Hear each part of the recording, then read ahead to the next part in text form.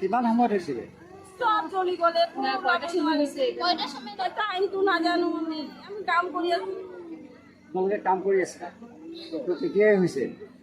এই পোৱালিটো চাইছে ঘৰত দি লাগি গ'ল বুলি কৈ আছিলে। এতিয়া কেইটা ঘৰ আছিলে এইখিনিতে? আমাৰ ঘৰ আৰু এইটো ভাড়া দিয়া ঘৰ হয়। আমাৰ ঘৰতে ভাড়া আছিলে, চব শেষ হৈ গ'ল। কিমান টকাৰ বস্তু জ্বলিছে? 4 লাখ টকা। এইটো কেই নম্বৰ ৱাৰ্ড? 10 number ward. একো ঘৰৰ বস্তু উলিয়াব নোৱাৰিলে?